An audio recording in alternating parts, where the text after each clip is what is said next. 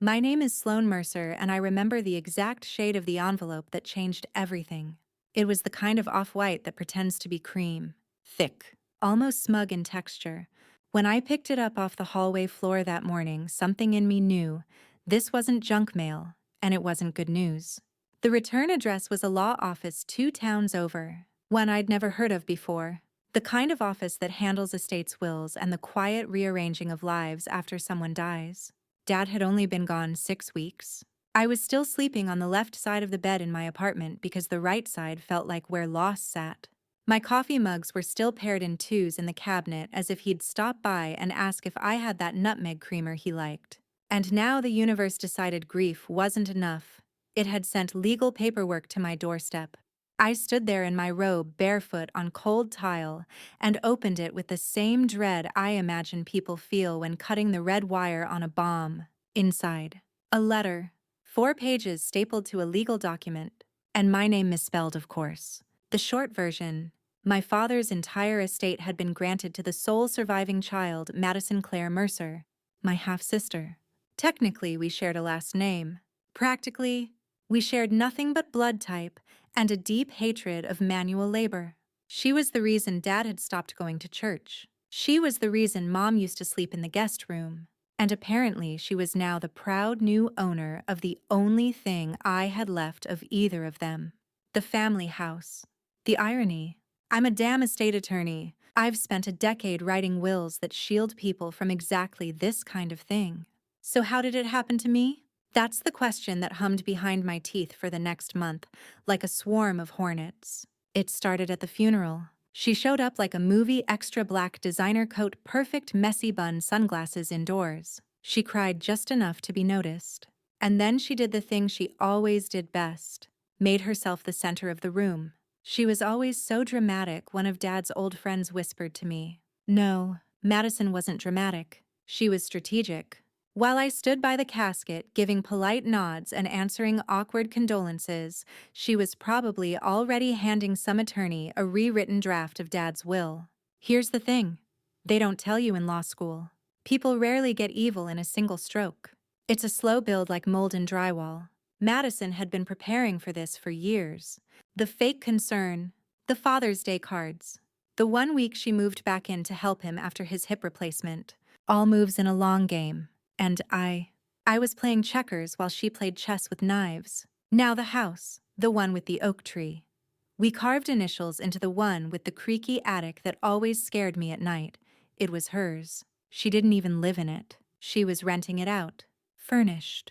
With my mother's dining table. One night I clicked on the online listing just to torture myself.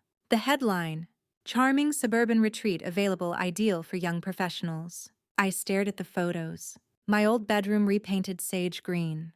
The bathroom still had the chipped tile Dad never fixed. In the living room, hanging crookedly above the fireplace, was the same mirror Mom had begged for on her birthday. I wanted to scream, but instead I saved the listing, and I started to plan, because this wasn't over. Not by a long shot.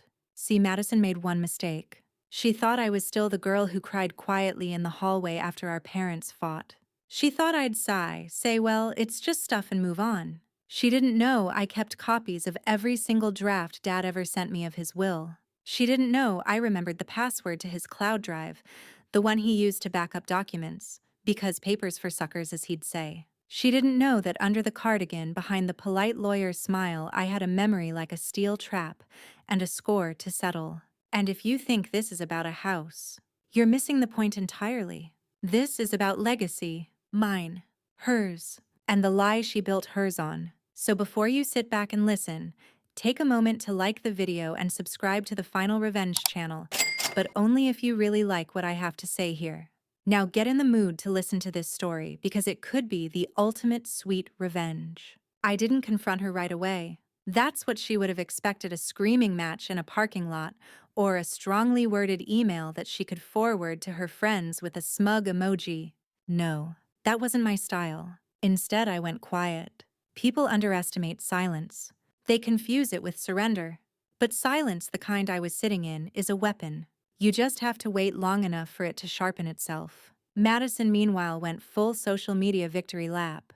2 weeks after the legal notice hit my mailbox, she posted a carousel of smiling selfies on the front porch of the house captioned, "Coming home never felt so right. Dad would be proud." I nearly choked on my coffee. Proud of what exactly? Stealing. She stood in the doorway wearing sunglasses, holding a mug that said, "Blessed AF." Like she hadn't just erased me from our father's legacy with a few forged signatures and a notary who probably owed her money. I clicked Save Post. For later.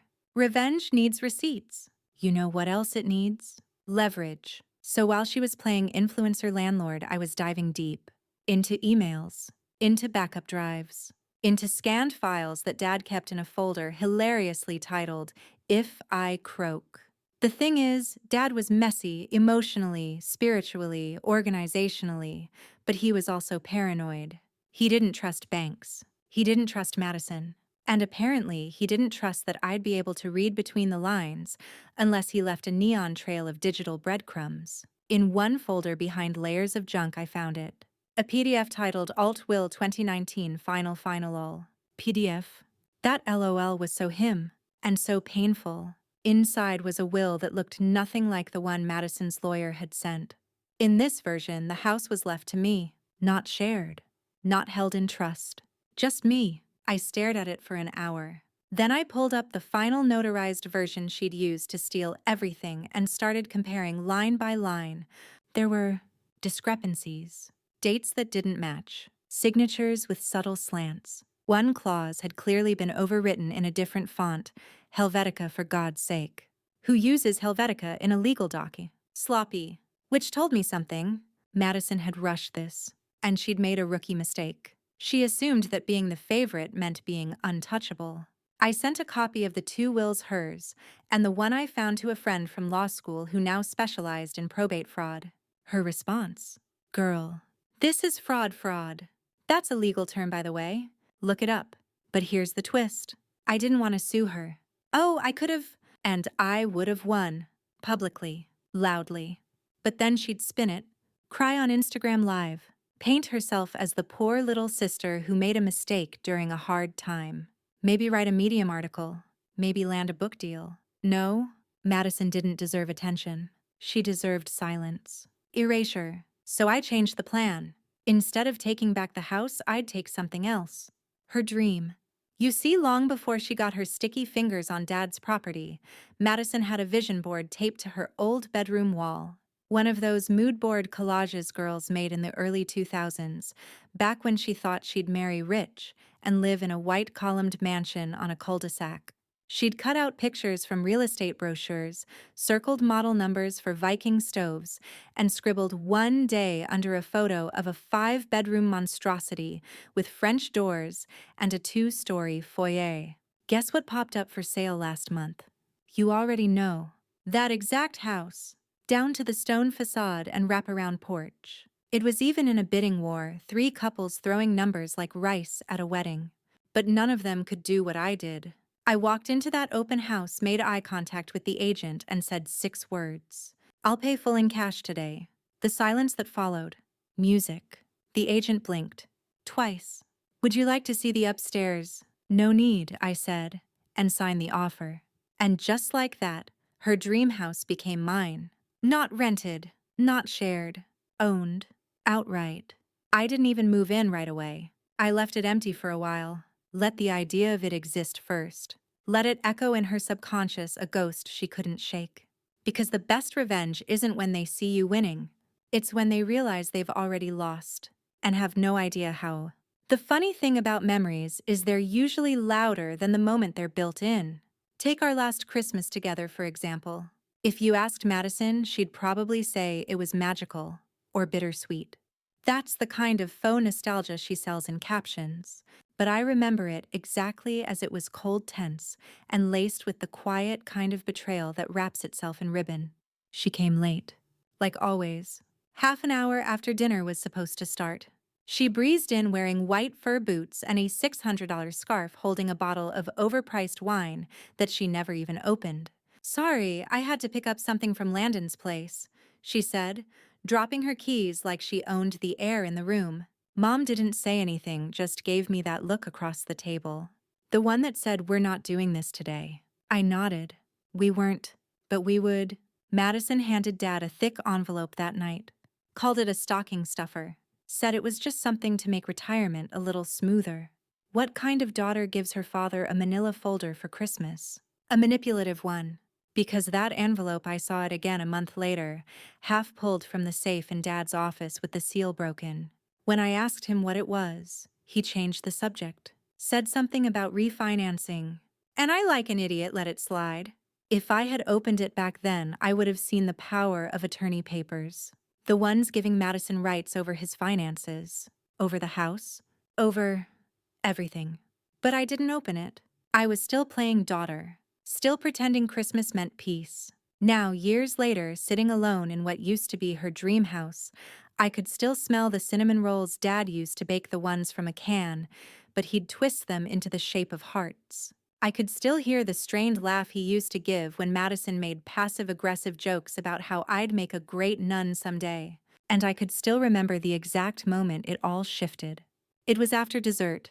I was in the kitchen washing dishes, and Madison came up behind me, leaned on the counter, and said, "You know, you'll always be the backup plan, right?" I didn't even look at her, just kept scrubbing. "Mom and Dad keep you around because they can't afford to lose both daughters. But let's be real, Sloane. If there were only one seat at the table, I'd be sitting in it." That line, it lived rent-free in my head for years, until now. Because now, she didn't have a table. I did. The one in the dining room she'd pasted to her vision board. The one with the chandelier she circled in red pen. I had it shipped in from Italy just to twist the knife. But this wasn't just about stuff. This was about rewriting the memory. So I started doing something that might seem a little off. Every Saturday I'd make cinnamon rolls, the canned kind. I'd shape them into hearts. I'd play Dad's old jazz playlist on the built-in speakers, and I'd sit at that massive dining table alone and eat one. Just one. Then I'd throw the rest away. Not out of spite. Out of ritual. Because for every bite I took, I erased one of her lies. She said she loved this house since she was little. False, she used to say suburbia made her gag. She said she took care of Dad in his final months. Also false. She visited once, brought a nurse she found on Craigslist, and spent the whole time flirting with the mailman. She said I was just the backup. Wrong again. Because the backup just paid full cash for her fantasy. And here's the kicker. She had no idea. Not yet. I wasn't going to send her a letter or a screenshot or some snarky group text. No. I was going to let the house do the talking. Brick by brick. Wall by curated wall. Every weekend I'd stage a different room. Minimalist. Elegant. The exact aesthetic she used to gush about in her Pinterest boards. Then I'd post anonymous listing photos online just for fun. A public display of her loss hiding in plain sight. People started commenting, "Whose house is this? It's stunning. Looks like something from Architectural Digest. Dream home goals." I'd heart the comments from a burner account. And I'd imagine her scrolling late at night, seeing the images, recognizing the staircase, and wondering, who's living in my house? You know what's better than confrontation? Doubt. You let it plant itself like a weed in someone's brain. You don't yell. You don't explain. You just water it slowly and watch it grow. And soon, she'd come knocking. It happened on a Thursday afternoon. I was sitting on the porch, her porch, with a glass of wine in one hand and a book I wasn't really reading in the other. The sun was warm, the air too still. One of those afternoons where the quiet isn't peace, it's foreshadowing. Then I heard it. The soft roll of tires on gravel. I didn't look up at first. Let it build. The slow engine hum, the car door click. The distinct sound of expensive heels hitting concrete. Madison. I glanced over the top of my sunglasses. She stood there on the sidewalk, frozen. Her eyes scanned the porch, the garden, the pale blue shutters she used to fawn over in magazines. She looked confused, like her brain couldn't process what her eyes were seeing. I smiled. Not at her. Not even really to myself. Just in the air. She walked up, tentative, like the bricks might bite her. "Is this?" She started blinking. I closed my book and looked her straight in the face. "Oh, hey, Mads." The nickname hit like a slap. Her mouth parted slightly, then shut again. her head tilted like a dog hearing a strange sound. "This is your house?" she asked. I sipped my wine and gestured toward the front door. "You want the tour?" She didn't answer, so I got up, walked ahead, and let the silence drag her in. Inside, the air was crisp with that new paint smell and faint eucalyptus from the oil diffuser I'd strategically placed near the entrance. It was intentional. This house smelled nothing like the one she stole. Her heels clicked behind me as I moved through the rooms. Living room, kitchen, the dining area with the imported chandelier. Her gaze moved like a ghost, touching everything but never landing. "You bought it?" she finally asked. "You really bought this house?" "Mm-hmm." "In cash." I turned to her, still calm. "Well, you know me. Always practical." Her jaw flexed that little twitch she used to get when she realized she'd miscalculated. She walked over to the fireplace and ran her fingers across the mantel. "This was supposed to be my house," she said almost to herself. Ah, there it was. The confession. I leaned against the kitchen counter, arms crossed. "Yeah, I remember the Pinterest board." She looked at me then, fully, like I'd suddenly become real to her again. "You know, I thought you'd fight me," she said. "Back then, when the will came in." "I did," I said. "You didn't sue. You didn't even call?" "Doesn't mean I didn't fight." She gave a hollow laugh. "You waited years to do this." "No, I just waited for the house to go on the market." That shut her up. She wandered into the hallway, trailing her hand along the wall like she owned the air again. I let her take it all in the crown, molding the curated art, the silence that screamed, "This is mine now." She stopped at the staircase. "You really just bought it? To rub it in?" I walked over to the framed photo at the bottom of the stairs, a black and white shot of a woman standing alone in front of an open field. "I bought it," I said, "so you'd finally understand something, which is, you don't win just because you get there first." Madison scoffed. "This is insane, Sloane. You could have bought any house, but you chose this one." "Exactly." She looked around again, the silence pressing against her. "This is petty," she muttered. "No," I said, stepping closer, "this is precise." She stepped back. "So what, you're just going to live here now like some twisted fairy tale? Wait for me to walk by and crumble." I smiled. "Nomads. I'm going to live here. Like it's mine.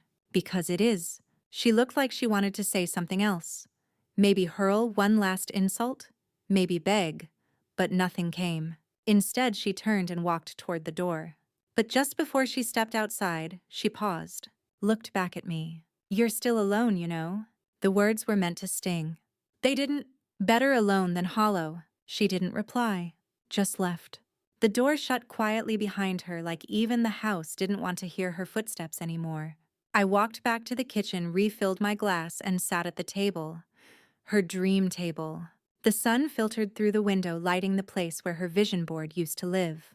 And for the first time in years, I exhaled. Not in relief, in arrival.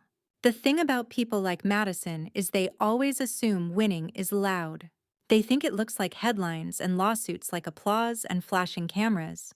They need to be seen, validated, adored. But the kind of winning I wanted, it was quieter. It was private. And it didn't need a damn audience. After she walked out of my house, her fantasy reduced to a footnote I didn't celebrate. I didn't gloat. I just went upstairs. To the master bedroom. She would have painted the walls a dusty rose, filled the space with rattan accents, and overpriced candles that smelled like existential crises. Instead, I left the room minimal.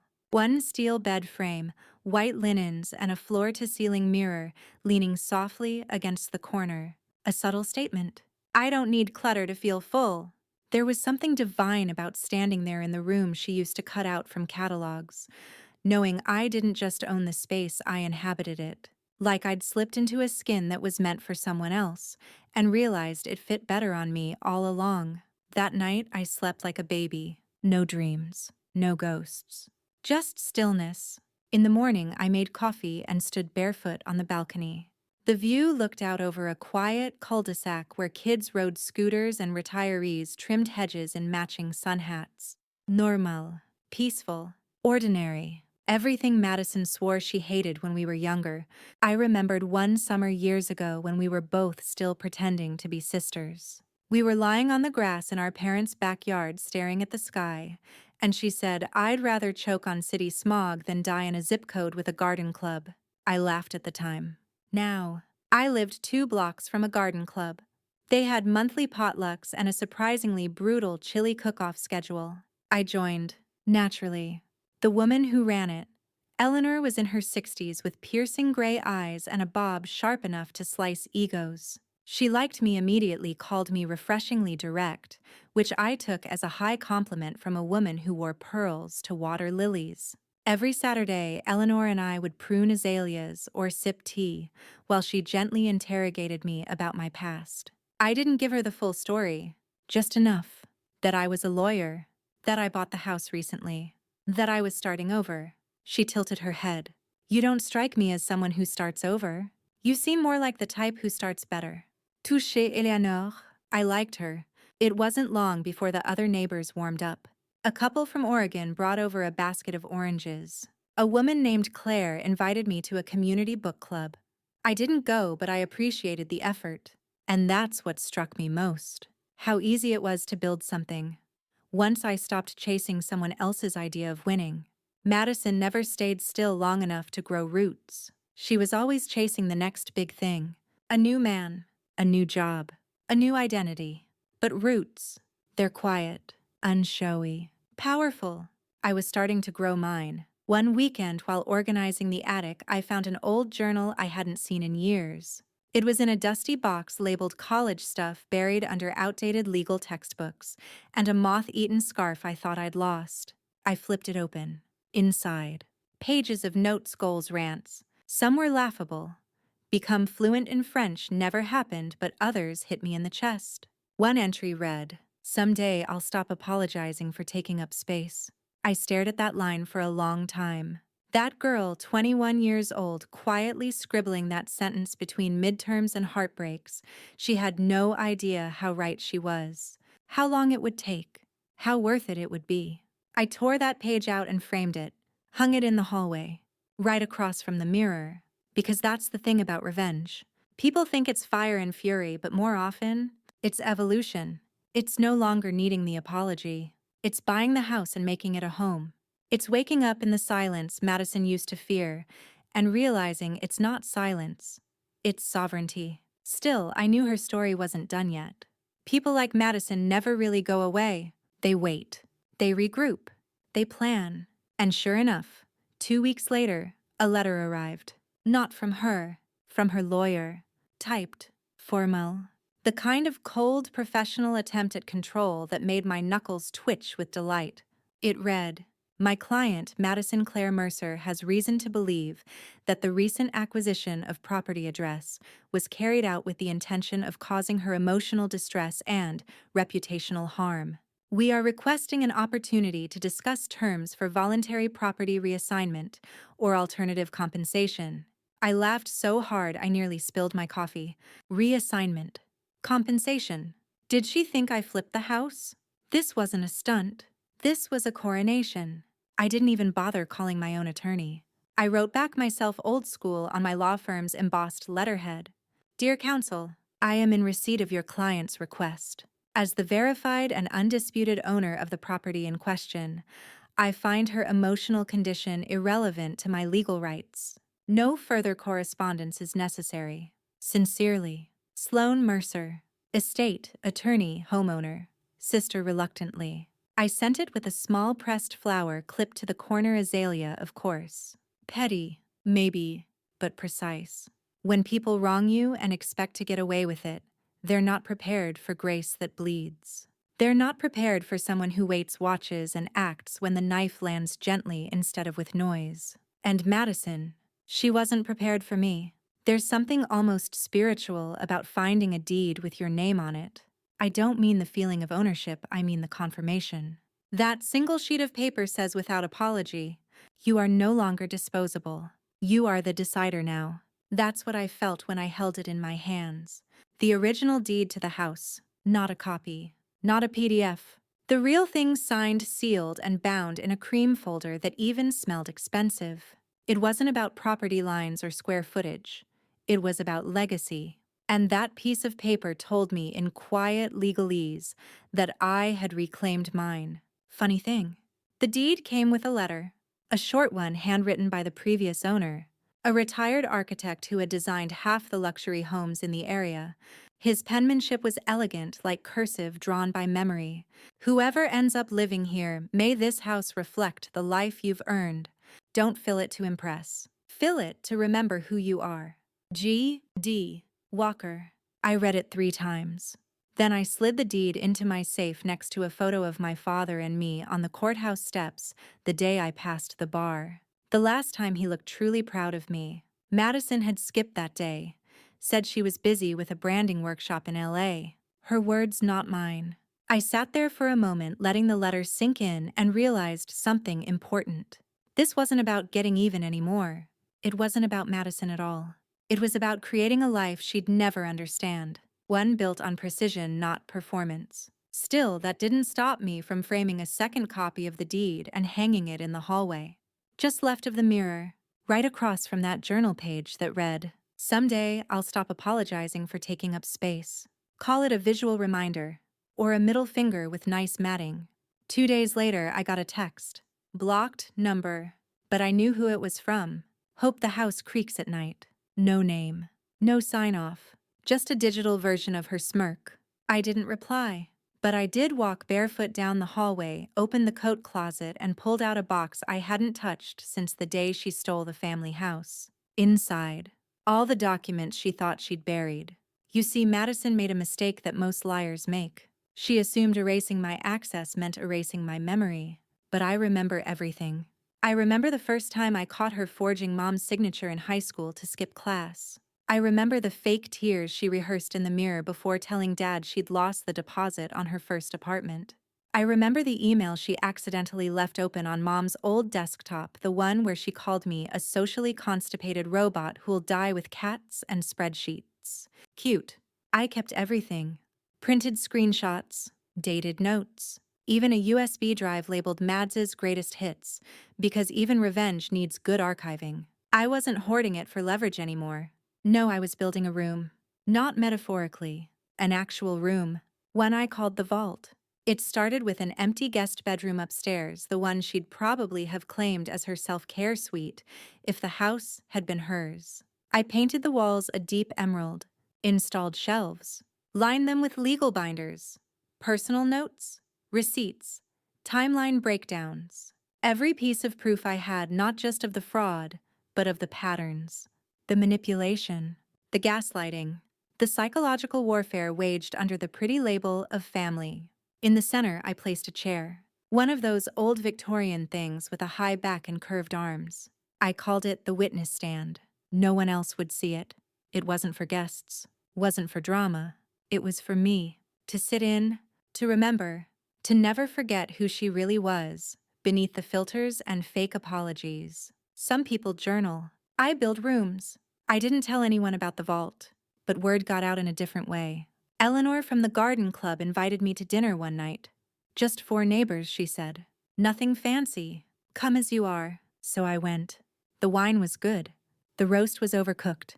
The conversation was educational. One of the guests, a quiet man named Peter, turned out to be a retired detective. "You're the one who bought the Mercer house, right?" He asked over dessert. I nodded slowly. He smirked. "Heard your sister used to live there." Briefly. I said nothing. He leaned in just slightly. "She ever tell you what she did with the insurance money after your mom passed?" I froze, my fork halfway to my mouth. He took that as a yes. She filed a secondary claim. Fraudulent. Pocketed it through a dummy account. It was cleaned up fast, but I always wondered if anyone ever traced it back. My heart thudded once. Then again. He smiled kindly. "Guess it found its way back to the right place, huh?" I couldn't speak. Just nodded. Sometimes justice shows up in court. Other times it shows up over carrot cake and confession. That night, as I walked home under the quiet shimmer of porch lights and lawn sprinklers, I knew something had shifted again. I wasn't just reclaiming space anymore. I was restoring truth, one room at a time.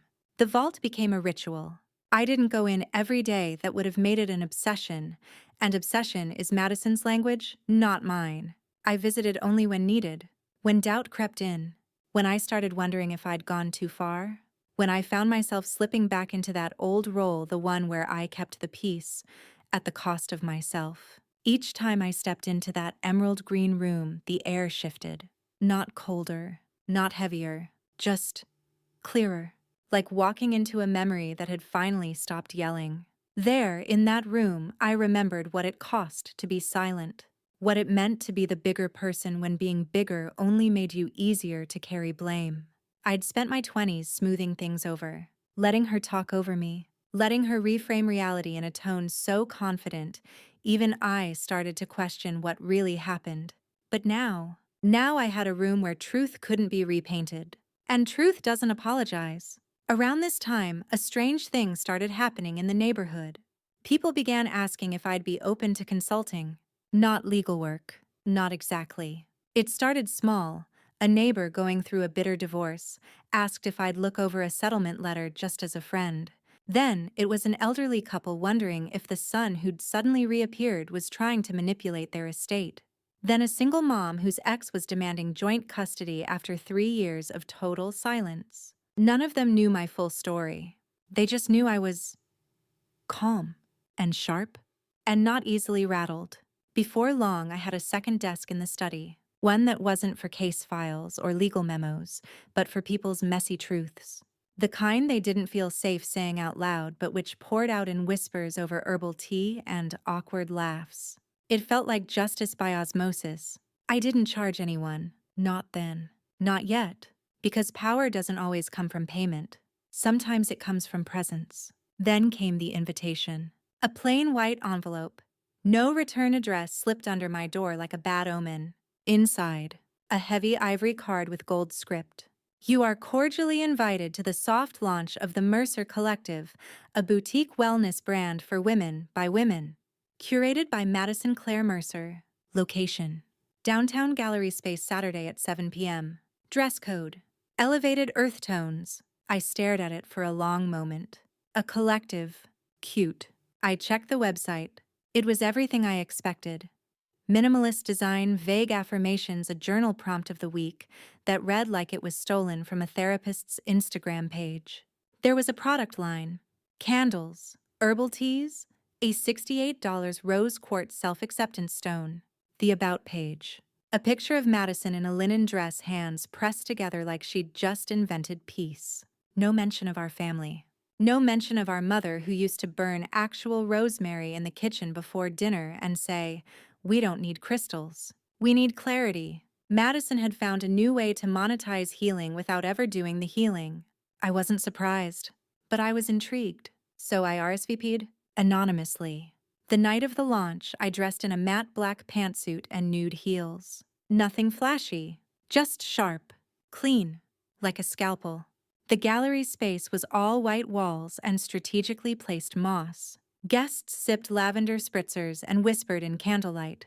There was a playlist of indie women singing about boundaries. The scent of Palo Santo hung heavy in the air, masking something rotten underneath. And then there she was, Madison, floating through the room like a swan that had taught itself to glide in circles. Her hair was lighter now, almost silver blonde, styled in effortless waves. She wore a flax-colored jumpsuit and a smile she'd probably practiced in front of a ring light. She didn't see me. Not yet. She was too busy accepting compliments, bowing her head slightly, as people praised her vision and courage and feminine leadership energy. I stood near the back wall, pretending to browse a collection of essential oils arranged like museum pieces. A woman beside me leaned over. "She's incredible, isn't she?" I smiled. "She's something. Did you hear the story? About how she inherited this amazing house from her dad, but gave it up because it no longer aligned with her spirit." I almost choked. Gave it up. I asked. "Yeah," the woman whispered. She said she realized she needed to build her own path, that the house was a symbol of her old trauma. I nodded slowly, letting the words sting before they made me laugh. Madison had rewritten the story again. Only this time she'd removed me entirely. I didn't stay long. I slipped out before the speech started. I didn't need to hear it. I'd already lived it. Back home, I poured myself a glass of wine, walked into the vault, and printed out a copy of the Mercer Collective website. I added it to the public personas binder, tab 14. Then I closed the folder, clicked off the lamp, and stood in the darkness for a long moment. She would never stop spinning new versions of herself. That was her nature. But me, I didn't need reinvention. I needed only one thing: the truth. And I had it. Locked, organized, unshakable. Some people collect stamps. Others collect enemies. Me, I collect moments. Not memories, those can lie. But moments, those flashes where something true is said, revealed, or shattered. Those are pure, sharp enough to draw blood. And Madison had given me plenty of them over the years. So I started writing them down, one per page. At the top, a date. In the center, the moment. At the bottom, what it cost me and what it gave me back. For example, April 3rd, 2015. You know, I just don't think you're the kind of person people fall in love with. Cost: 2 years of self-doubt. Returned: a vow to never ask her opinion again. Or August 9th, 2020. She left the hospice room after 10 minutes and never came back. Cost: my final day with Mom spent alone. Returned: silence that hardened into resilience. This wasn't revenge. It was accounting. I was balancing the ledger. Each entry I wrote, I breathed a little easier. And slowly, I realized that the house, this thing I'd bought to flip the script, was becoming something more. It wasn't just the setting of my revenge. It was my archive, my fortress, my proof that peace can bloom where betrayal once took root. One morning, I woke up before dawn and stepped onto the balcony with a cup of strong black coffee. The street was quiet except for the soft wheeze of sprinklers and the occasional bird testing its voice. I thought about all the things I hadn't said to Madison over the years, all the truths I'd buried in politeness, all the fire I'd swallowed for the sake of keeping the family together, as if we'd ever really been one. And then I thought, maybe I should write her a letter, not to reopen the wound, to close it, properly, on my terms. So I sat down that afternoon in the study, pulled out a single sheet of linen paper, and began. Madison, you always said I was cold, quiet, detached, and maybe I am. But maybe it was the only way to survive growing up next to a storm pretending to be sunshine. I know you believe you earned what you took. I know you think I let you win. But here's the truth. You didn't steal the inheritance. You rented it. For a moment. And I let you, not because I was weak, but because I was waiting. You don't own legacy with a signature. You earn it moment by moment, person by person. I bought your dream house, and then I filled it with something you'll never understand. Stillness, integrity, self-respect. I don't hate you. I outgrew you. Sloane, I didn't send it. I folded the letter neatly, slipped it into an envelope, and placed it in the vault behind the binder marked unsent. Sometimes the power isn't in saying something, it's in knowing you could. A week later, Eleanor dropped by with lemon bars and a story. Apparently, Madison had launched her second product line, a limited edition candle called Redemption. It smelled like cedar eucalyptus and quote-unquote inner peace. One review online said, "Smells like closure," or something you light while forgiving a toxic ex-friend. I laughed until I cried. Then I bought one. When it arrived, I lit it in the foyer just for fun.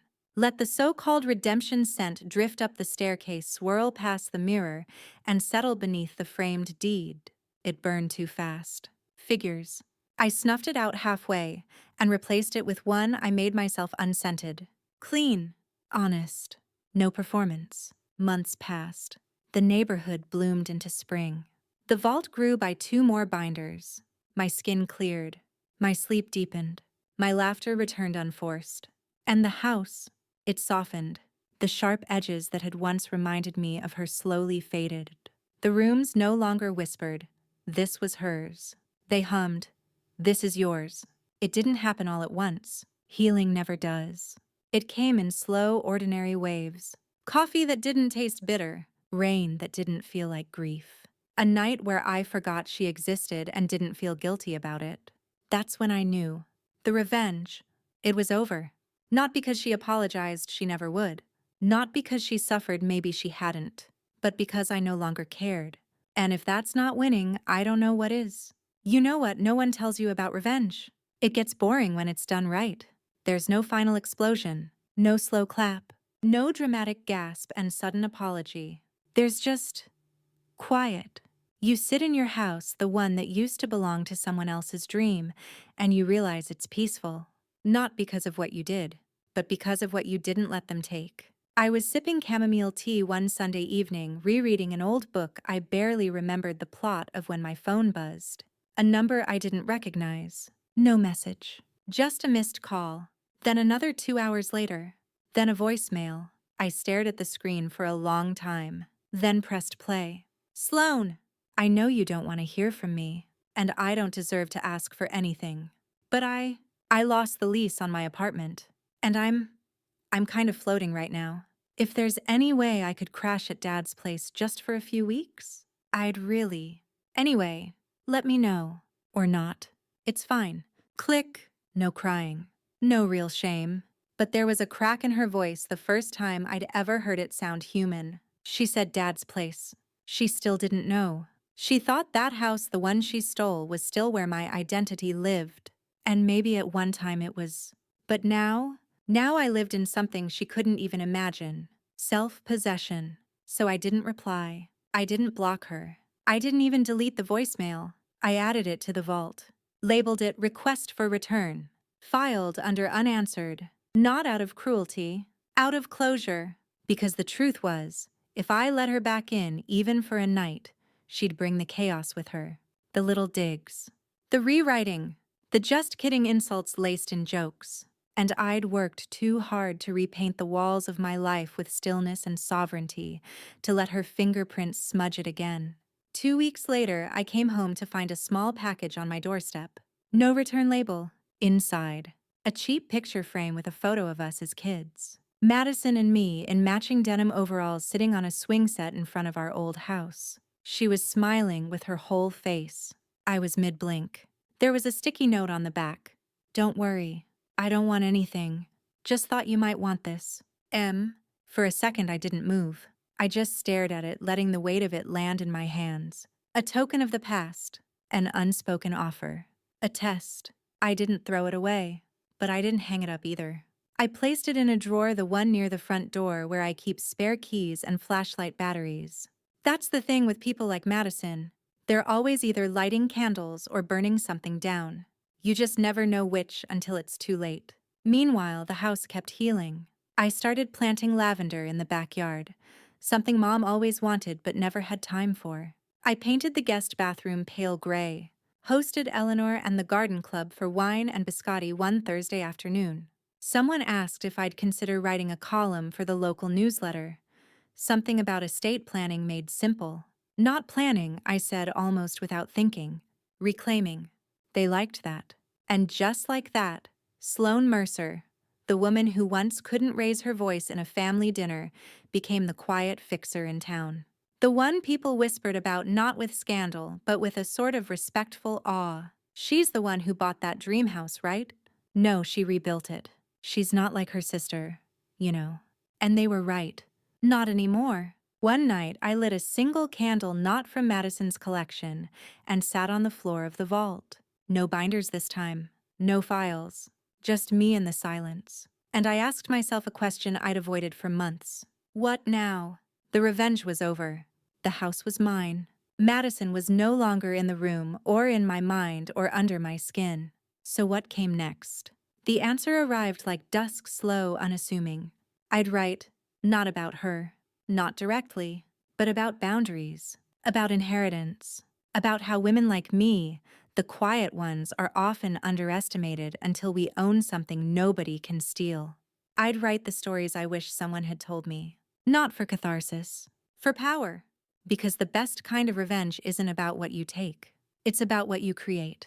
It started with a single essay. I published it under my name, not a pen, name, not a pseudonym, not anonymous. I was done hiding. The piece was titled, Inheritance is More Than Property, It's Identity, and I submitted it to a mid-tier legal journal that focused on estate rights and intergenerational wealth. I didn't expect much, just needed to put it out there. like setting a bone. But the essay resonated in a way I didn't see coming. Emails trickled in first, quiet acknowledgments from lawyers, therapists, even adult children who'd been cut out of wills or forced into silence to keep the peace. Then came podcast requests, then a panel invitation. A woman from Chicago wrote, "Your voice made me feel less invisible." That line stuck, because I had spent most of my life feeling exactly that invisible, even while being the responsible one, the stable one, the good daughter. But this was different. This was visibility I chose. Meanwhile, the house continued transforming not just in style, but in soul. The walls stopped echoing Madison's voice. Her curated chaos faded like background noise in a crowded room. I added things slowly. A rust-colored throw for the reading chair, a black and white photo of my mom holding a coffee mug, a new rug that actually felt soft underfoot. It was no longer her dream house. It wasn't even my revenge house. It was just mine. One Tuesday afternoon, while organizing the linen closet, I found something I hadn't meant to keep: a cheap gold charm bracelet Madison gave me when we were teenagers. It had a little book charm on it. She said it was because you're such a nerd, Sloane. At the time, I smiled and wore it. Now I stared at it like it belonged to a stranger. I didn't throw it out, but I didn't keep it in my bedroom either. It went into the vault under a new tab I'd recently created. Artifacts. That was the new phase. Not anger, not vengeance, but archiving, keeping record of what shaped me without letting it keep me. Then something strange happened. I saw her in the grocery store. She was by the self-checkout wearing sunglasses even though it was late evening, and holding a small basket almond milk, frozen berries, a half-eaten granola bar clutched in one hand. She looked small, not physically, just smaller than she'd once seemed in my mind. Less radiant, less mythical, more real. I could have ducked out, slipped down the cleaning aisle, and avoided her altogether. But I didn't. I walked right past her, close enough to smell the lavender lotion she always overused, close enough to hear the sound of her throat tightening when she registered me. She turned. "Sloane." Her voice cracked slightly. "Hey," I said, calm. "Wow, you look." She hesitated, eyes flicking down my frame from boots to neckline. "Different." "Clean living," I said. "And distance." She forced a smile. "Listen, I didn't mean to ambush you. I wasn't stalking or... It's a grocery store, Madison, not a trap." Her laugh was half-hearted. "Right." A pause. She clutched the basket tighter. "I read your essay." I tilted my head. "Which one?" Her lips parted, then shut. She didn't have an answer. Just stood there, words trapped in the space between ego and regret. "You should write your own," I said. "You're good at rewriting stories." Her eyes narrowed slightly. "I didn't come here to fight." "Good."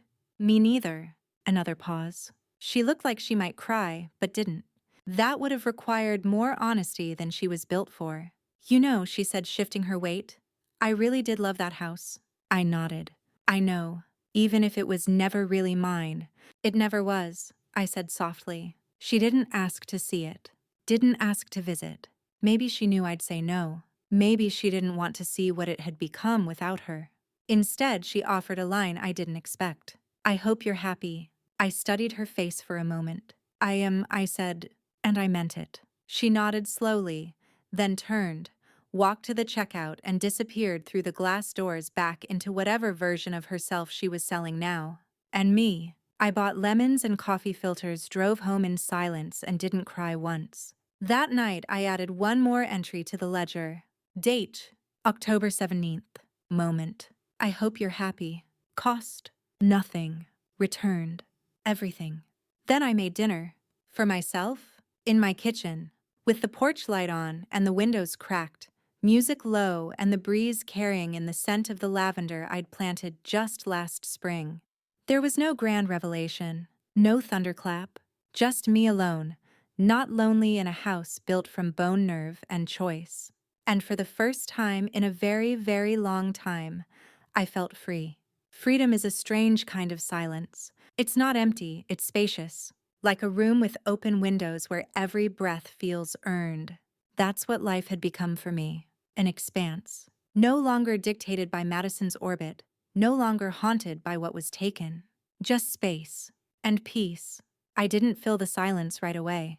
I let it echo. For the first time, I allowed myself to slow down. To enjoy routines not built around protection or repair. Morning coffee on the front porch. Walks after rain. Quiet Sundays where I didn't open a laptop, didn't check legal briefs, didn't replay old arguments like court transcripts in my head. Some days I even forgot the vault was upstairs. That to me was the real victory, forgetting she existed for whole stretches of time. But still some reminders arrived. Subtle, inconvenient, like bruises you didn't realize you had. One day while going through old paper files in the study, I found a list. 10 things I'll do when it's over. I'd written it sometime during the worst of it. The aftermath. The limbo. After I'd discovered what she'd done, but before I made my move. At the time, it had felt like a lifeline. Like if I could just cross these 10 things off, I'd prove I had survived. I read the list aloud softly, line by line. Sleep a full night without waking up angry. Buy a house that's mine. Truly mine. Host a dinner without having to explain myself. Get something framed. Say no without guilt. Wear red lipstick to the grocery store. Burn one letter. Keep another. Dance in the hallway to old music. Send myself flowers. Forgive her. Maybe. 8 of the 10 were done. Some without even noticing. Number 10, that was the outlier. Forgiveness. I wasn't sure if I had, but I hadn't wished her harm. I hadn't followed up on her business collapse, which, yes, I'd heard about. Apparently, the Mercer Collective was quietly dissolved. Lawsuits from unpaid vendors. A few angry reviews about unethical branding and overpriced healing kits that arrived, broken. One article even hinted at misappropriation of funds. A mess, in other words. Her kind of mess. And me. I didn't touch it. Didn't comment. Didn't like the scandalous posts. Didn't feed the flames. That might have been forgiveness. Or maybe just maturity wearing a better outfit. Then came the phone call. A number I did recognize. Aunt Cora. We hadn't spoken in a year, not since the funeral. Hi, sweetheart, she said, voice warm but wary. Hey, Aunt C. Long pause. I thought you should know. Madison moved back. Temporarily, at least. My stomach didn't flip. My breath didn't hitch. I just leaned back in my chair, stared out the window. Where? I asked. Not far. A rental place on Chestnut. She says it's just until she finds her footing. I nodded. Did she ask about me? Another pause. No, Aunt Cora admitted. But she left something at my place. For you. My eyebrows rose. What kind of something? She didn't say, just asked if I'd pass it along. Said you'd know what to do with it. I hesitated. Do I want it?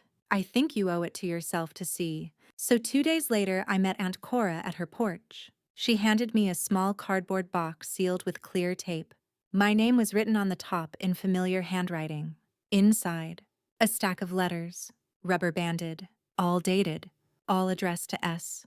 There was no explanation, no cover note, no apology, just a series of unsent letters Madison had apparently written over the years. I brought the box home, put it on the dining table, stared at it. Then I made dinner first, ate slowly, lit a candle, washed every dish, played Nina Simone, and only when the house felt still enough to hold whatever was inside, I opened the box. The first letter was dated 3 years ago. Sloane, I don't know why I'm writing this. You'll never see it. But maybe I need to hear myself admit things I can't say out loud.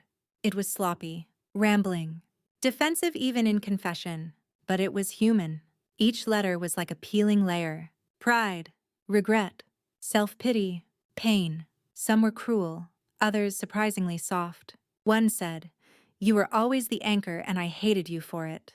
Another said, "I was scared you'd stop needing me, and then you did." I read 5 that night, then stopped. Not because I was overwhelmed, because I had the luxury to pause. That was new, powerful. I placed the letters not in the vault, but in a drawer in the study, a separate space, one not defined by evidence but by choice. The choice to revisit or not, to remember or not, to forgive or not. A few days later, I wrote my own letter, not to Madison, to myself. You are no longer a reaction. You are not an echo of what she did. You are a whole voice, and it's okay to speak now, not out of anger, but because you finally can I signed it, folded it neatly, and placed it on top of the others. Because healing, I've learned, isn't one clean arc. It's a stack of letters, some opened, some not. Some written out of rage, some out of grace. And if you're lucky, one day they all start sounding like you. There are some mornings when the light hits the hallway just right, warm, slanted, soft, and I catch myself standing still. Not for any dramatic reason, just standing, watching the dust float in golden ribbons, feeling the quiet settle like a blanket instead of a weight. That was one of those mornings. I'd made tea instead of coffee, worn socks instead of shoes, let the music play 2 songs longer than usual, and I realized something simple but huge. I wasn't waiting anymore. Not for an apology, not for her next move, not even for closure, because somewhere along the way, between the binders and the backyard blooms, the late-night letters and the early morning silences, I'd stopped living in response to Madison. I was living forward.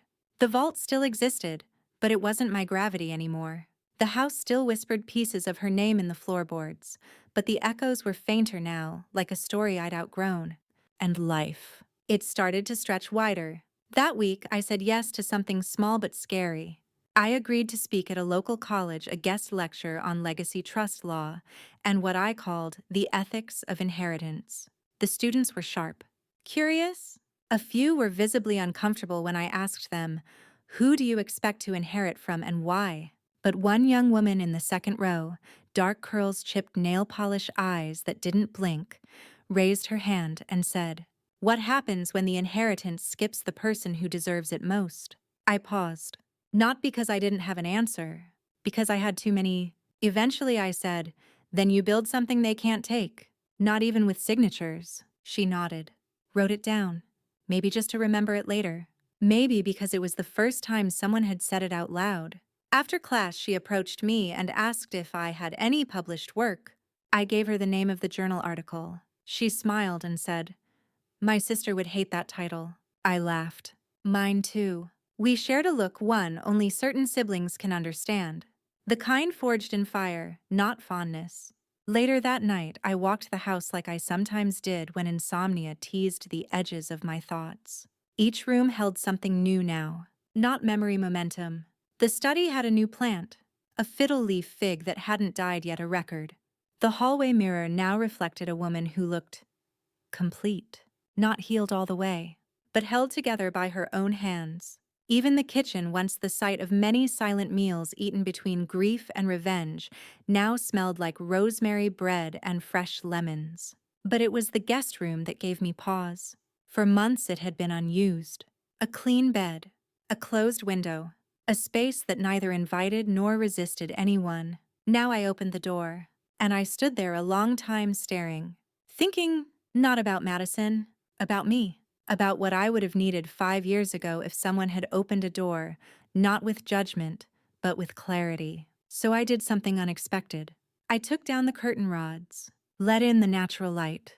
I swapped out the stark white bedding for something softer, a muted green that reminded me of eucalyptus. I added a chair by the window, and a small bookshelf. And for the first time, it didn't feel like preparing for an ambush. It felt like preparing for possibility. I didn't tell anyone. Not even Eleanor, who'd notice if I rearranged a single coaster. It wasn't about performance. It was about finally trusting myself to create a space that didn't default to defense. And then 2 days later, I got a text. "Madison. Not dramatic, not desperate. Just this. I don't need anything. I just wanted to say thank you for not hitting send on everything you could've." No emoji. No follow-up. I stared at it for a long time, then typed back, "Thank you for not trying to pretend it never happened." She replied 3 minutes later, "It did, and I can't undo it. But I see it now." I didn't know what to write. Not because I was angry, because for once I didn't feel like I had to write anything at all. I powered off the phone, walked into the kitchen, brewed a cup of tea, and sat in the quiet, not waiting for anything, just being. It had been almost a year since I bought the house. Not just a calendar year, but a life year, the kind that stretches you in invisible ways, marks you quietly, and then steps back, like nothing ever happened. I had stopped counting months, stopped replaying scenes, The chapters of that particular book were now shelved, indexed, understood. And then came the envelope. No name on the front, just my address handwritten. Inside, an invitation. Printed on thick cardstock like the kind people use for weddings. But this wasn't a wedding. It was a restorative sisters weekend retreat, hosted at a lake house 2 hours outside the city. And at the bottom in soft italic type. Co-facilitated by Madison Claire Mercer. I stared at it for a solid minute. Then I laughed. Not bitterly. Just with surprise. She hadn't sent it directly, that much I could tell. Someone on her team must have scraped emails from old mailing lists. Or maybe Aunt Cora passed mine along without knowing. Either way, it had arrived. And I had a choice. Ignore it, easily done. Or go. Not for her. For me. To see. To witness who she was trying to become, and whether it was real this time. So I RSVP'd yes. Eleanor was scandalized. You're going to drive 2 hours into the woods to spend a weekend with your emotional arsonist. I smiled. She's not the fire anymore. I am. The lake house was beautiful. Exactly what you'd expect from a brochure trying to sell you inner peace. Exposed beams, whitewashed walls, ferns in strategic places, a long dock that reached into still green water. There were maybe 12 women there, all different backgrounds, all hugging each other like they'd already survived something together. They offered me tea, welcome cards, and a name tag I declined. And then I saw her, Madison, hair darker now pulled back in a loose bun, a simple navy linen dress, no makeup that I could tell. She looked smaller not physically but spiritually, like someone who had finally accepted gravity. Her eyes landed on mine. She didn't rush over, didn't perform, she just nodded. And I nodded back. That was it. The weekend was full of curated vulnerability journaling circles, guided meditations, breath work by candlelight. Some of it made me want to roll my eyes. Other parts surprised me with their sincerity. But the most important moment came late Saturday evening. We were gathered in a circle for something called the story exercise. Each person was asked to share one truth they'd never said aloud, followed by what they'd now say to the person who hurt them. It got heavy, fast. And then it was Madison's turn. She took a breath, looked at her hands. I hurt someone I was supposed to protect. No name, no eye contact. I wanted to be chosen so badly. I stole the very thing that proved she already was. My chest tightened. So did my jaw. And I lied. She continued, not just to her, but to myself. I told myself she didn't need it, that she was fine, that she wouldn't even fight for it. A pause. I was wrong. Then came the part that floored me. I used to think revenge was cruel, but now I think it's just clarity sharpened. I don't remember breathing. And when it came for me slowly, quietly, it didn't destroy me. It revealed me, and I didn't like what I saw. Silence. Not awkward, not dramatic, just still. Then she looked up, right at me, and I nodded once. That was all. There was no apology ceremony, no hand-holding, no weepy reconciliation, just truth. Finally spoken, finally heard. That night, I stood on the dock alone, barefoot, holding a cup of weak tea. I didn't cry. I didn't rage. I didn't even think about what came next. I was the sister who had survived. I was the woman who had taken back everything. I was the homeowner, the historian, the witness, and I felt whole. Not in spite of what happened, but because I chose to own it, fully, quietly, without ever raising my voice. When I returned home from the retreat, the house felt different. Not haunted, not heavy, just settled, like it had been holding its breath for a year and had finally exhaled. The light came in softer. The floors didn't creak the same way. Even the walls, once taut with tension, now seemed to hum quietly, not with memory, but with presence. I walked through each room slowly, touched the tops of picture frames, straightened a throw, opened the window in the guest room, and let in the wind. It didn't smell like war anymore.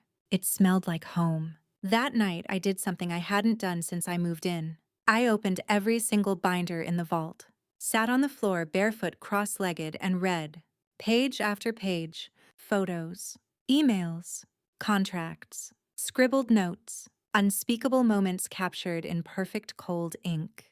Even the voicemail she left that first night. If there's any way I could crash, it was all there. And I didn't flinch. I wasn't triggered. I wasn't angry. I was calm. Like reading a book I used to love but outgrew. I realized then that the vault had done its job. It had held the weight so I didn't have to. But maybe I didn't need it anymore. So I did the thing no part of me thought I'd be able to do. I took a folder, just one, labeled Inheritance Fraud, Primary Evidence, and I fed it into the shredder, slowly, sheet by sheet. It made a horrible sound, but it felt like music. The act wasn't about erasing history. It was about ending a story that no longer needed to be told. Over the next week, I dismantled the vault. Not recklessly, not all at once. I kept a few pieces, artifacts, letters, one binder I renamed Lessons, and packed everything else into a large trunk, a beautiful black cedar chest I bought years ago and never used. I lined it with soft fabric, stacked the documents with care, and sealed it. Then I wrote one sentence on a note card and taped it to the inside of the lid. I remember, I'm just not ruled by it. I placed the chest in the attic, not to forget. To graduate, a few days later, I got a letter in the mail, handwritten. No return address, but the handwriting, I knew it. Madison. The envelope was thin, light. I braced for another half apology, another breadcrumb of guilt wrapped in poetic language. But when I opened it, it was only a single sheet of paper. At the top, in slanted cursive, the house. Below that, 5 lines. I thought taking it would make me whole. I thought holding it meant I'd won. But losing it showed me what I actually needed. And watching you inhabit it made me realize I never deserved it. There was no signature, no date, just the truth, written plainly. Finally, that night I didn't pour wine. I poured warm milk. I curled up on the couch under a blanket that wasn't fancy or strategic, just soft. And I said it aloud to no one. I'm done. Not bitter. Not triumphant. Just finished. Like closing a door that no longer sticks. Like washing the last dish after a party you didn't expect to enjoy but did. The next morning, I walked through the house barefoot again. But this time, I didn't check for cracks or shadows. I checked for sun. And there it was, streaming through the front windows, lighting up the hardwood floors like something sacred. And I thought, this is what it was all for. Not revenge. Redemption. Not of her. Of me. Because in the end, the house wasn't the prize.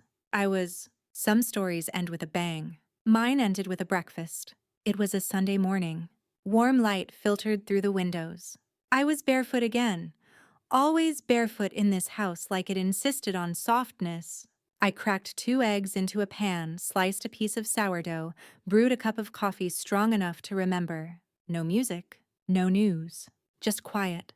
And in that stillness, I felt it, the end. Not a cinematic one. No final scene where the villain is vanquished and the audience bursts into applause. Just the simple, solid understanding that I had made it through, that I didn't need to win anymore. I'd already won. Madison wasn't part of my mornings anymore, or my evenings, or my thoughts. She existed somewhere out there, rebuilding maybe, ruining possibly, but not here. Not in this house. Not in this version of me. This version of me was whole. Later that week, I walked to the bookshelf in the study, the one with all the legal volumes I once used as armor, and cleared a small space. I placed one new book there, Letters to the Ones Who Took Something.